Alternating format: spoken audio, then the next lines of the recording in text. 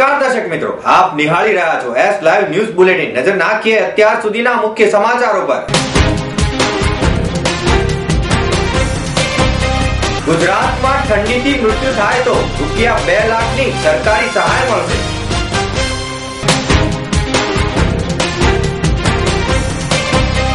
અમદાવાદમાં યોજાઈ vintage car rally.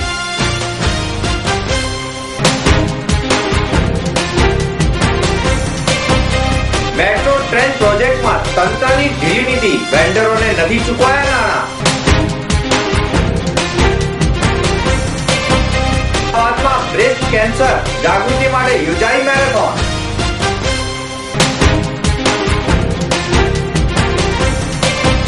વૃદ્ધો માટે આશાનું કિરણ સમાન સામાજિક સંસ્થા હોપ હવે અમદાવાદમાં। વાતાવરણમાં થતા ફેરફારને લીધે ગુજરાતમાં ઠંડીનું પ્રમાણ વધતા ઠંડીના પ્રકોપનો કુદરતી આપત્તિમાં સમાવેશ કરવામાં આવ્યો છે અને ઠંડીના પ્રકોપથી માનવ મૃત્યુ, પશુ મૃત્યુ કે ખેતીવાડીને નુકસાનના કિસ્સામાં અન્ય કુદરતી આપત્તિની જેમ નિયમિત ધારાધોરણને સહાય આપવાનો રાજ્ય સરકારે નિર્ણય કર્યો છે।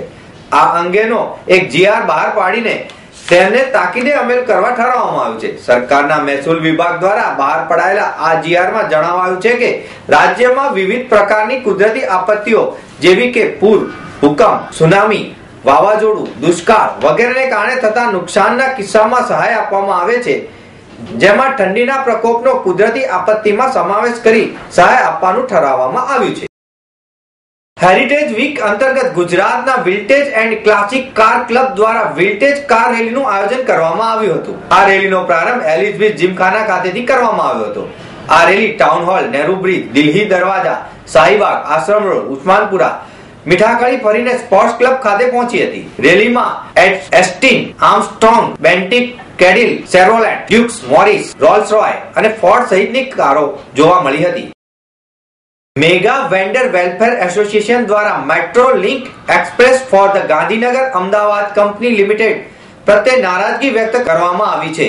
તેમણે જણાવ્યું કે અંદાજે રૂપિયા 30 કરોડના પેમેન્ટની ચૂકવણી મેટ્રો દ્વારા જાણી જોઈને ન કરાઈ હોવાનો આક્ષેપ કરવામાં આવ્યો છે, જ્યારે અત્યાર સુધીમાં મેગા વેન્ડર વેલફેરે સોના વેન્ડર્સને માત્ર રૂપિયા 8.22 કરોડ જ ચૂકવવામાં આવ્યા છે। આટલું મોટું ફંડ હોવા છતાં પણ પેમેન્ટ નહીં કરવાનું કારણ આપવામાં આવ્યું નથી। મેગા વેન્ડર વેલફેર એસોસિએશન એક રજિસ્ટર્ડ એસોસિએશન છે। અમે લોકોએ મે, જૂન અને જુલાઈ મહિનામાં અર્થ ફિલિંગ મટીરિયલનું કામ કર્યું મેગા કંપની લિમિટેડમાં। જે તે સમયે 300 કરોડના પરચેસ ઓર્ડર હતા અમારા હાથમાં। એ 300 કરોડના પરચેસ ઓર્ડરમાં 123 કરોડનું બિલિંગ થઈ ગયું। એમાંથી 85 કરોડ રૂપિયા આસપાસ પેમેન્ટ બી આવી ગયું પરચેસ ઓર્ડરના રેટ। ઓલ ઓફ સડન 30/8થી કામ બંધ કરાવી દીધું। હવે એના રીઝનો સાચા શું છે એ ખબર નથી, અમને કોઈ કશું કહેતું નથી અને એ સાથે જ અમારું પેમેન્ટ બી અટવાઈ પડ્યું છે, જેની કોઈ જવાબદારી કોઈ અધિકારી લઈ અને અમારી સાથે વાત કરતા નથી। Gandhinagar Ahmedabad metro company limited દ્વારા મેગા વેન્ડર એસોસિએશનના સભ્યોને રૂપિયા 300 કરોડના નિશ્ચિત ઓર્ડર્સ મેટ્રો ટ્રેનના યોજના સંદર્ભે આપવામાં આવ્યા હતા।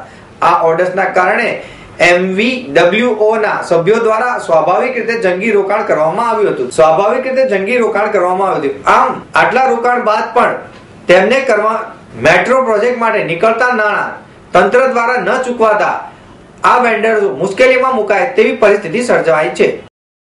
ભારતમાં મહિલાઓને બ્રેસ્ટ કેન્સરના વ્યાપમાં વધારો થતો જાય છે, તેમાં ગુજરાતમાં પણ તેનું પ્રમાણ વિશેષ છે। આ માટે મહિલાઓની જાગૃતિ માટે તેમજ સાવધાની રૂપે આગોતરું ચેકિંગ કરાવવા તેમજ બ્રેસ્ટ કેન્સર માટે આવશ્યક પગલાં ભરવા માટે બ્રેસ્ટ કેન્સર જાગૃતિ દિન મનાવવામાં આવ્યો હતો। આ પ્રસંગે અમદાવાદમાં વલ્લભ સદનથી મેરેથોનનું આયોજન કરવામાં આવ્યું હતું। તેમાં મહિલાઓ તેમજ સ્વૈચ્છિક સંસ્થાના કાર્યકરો મોટી સંખ્યામાં જોડાયા હતા। ભારત ફરી એકવાર વિશ્વને પોતાની આભા દર્શાવે અને પોતાના આગવા ગૌરવ, સામર્થ્ય અને સફળતાનો પરિચય આપે એવો સમય પાકી ગયો છે અને એ માટે તપસ્વી, મહાન અને અતિ સન્માનીય સંત સ્વામી પ્રખર મહારાજે ભારતના વિકાસ અને પ્રગતિ માટેનું બીડું ઝડપ્યું છે। તેઓની અદમ્ય મહત્વાકાંક્ષા કે બગીચામાં ખીલેલા ફૂલની આભા જેવું દેશનું પોતાનું વ્યક્તિત્વ ઘડાય। પરમ પૂજ્ય સ્વામી પ્રખર મહારાજે છેલ્લા 40 વર્ષથી દેશભરમાં ધાર્મિક, સામાજિક પ્રવૃત્તિઓ કરતા આવ્યા છે અને તેમની આ યાત્રા હજુ પણ અવિરત ચાલી રહી છે। જેમાં માનવ જાતના કલ્યાણ માટે ફરી એકવાર નવતર પ્રયોગ માટે પગલું હાથ ધરવામાં આવ્યું છે અને એ છે હોમ સંસ્થા. કાનપુરમાં શરૂ થયેલી આ હોપ સંસ્થા ગુજરાતને તેમની આવશ્યકતા પ્રમાણે મદદરૂપ થવા પ્રયાસ કરશે. ભાગદોડ યુક્ત જીવનશૈલીમાં સંયુક્ત કુટુંબ તૂટી પડે છે અને સંતાનો માતા પિતાથી સેંકડો જોજન દૂર પોતપોતાના વ્યવસાય કામમાં વ્યસ્ત હોય છે. આવા સમયમાં સામાજિક અને તબીબી સહયોગની આવશ્યકતા ધરાવતા વૃદ્ધો માટે પ્રખર પરોપકાર મિશન ટ્રસ્ટ દ્વારા એકદમ નવતર વિચાર સાથે મહામંડલેશ્વર સ્વામી પ્રખર મહારાજના માર્ગદર્શન હેઠળ અને અમર ઉજાલા ફાઉન્ડેશનના સહયોગથી નવી સામાજિક સંસ્થા હોપનું નિર્માણ કરવામાં આવ્યું છે. પરમ પૂજ્ય પ્રખર સ્વામીના નેતૃત્વ હેઠળ આપણો ઉદ્દેશ એ છે કે વૃદ્ધાશ્રમની અંદર વૃદ્ધો જાય નહીં. વૃદ્ધોને અને એમના સંતાનો વચ્ચે મિસઅન્ડરસ્ટેન્ડિંગ કંઈ પણ થયું હોય તો હોપ મિશન દ્વારા આપણે એને સોલ્વ કરી શકીએ. ઘણી વખતે કૌટુંબિક પ્રોબ્લેમ હોય એ ટાઈમે હોપ એને મદદ કરશે. બેન્કિંગ પ્રોબ્લેમ હોય એની અંદર પણ હોપ મદદ કરશે. અને હોપની ટીમનો ઉદ્દેશ મેઇન એ જ છે કે સિનિયર સિટીઝન કે જેને મા બાપે જન્મ આપીને અત્યાર સુધી મોટો કર્યો છે એને અંતિમ સંસ્કાર સુધી હસતા ખુશતા વૃદ્ધ માણસ પોતાની જિંદગી પસાર કરે એ જ આપણો મેઇન મોટો છે.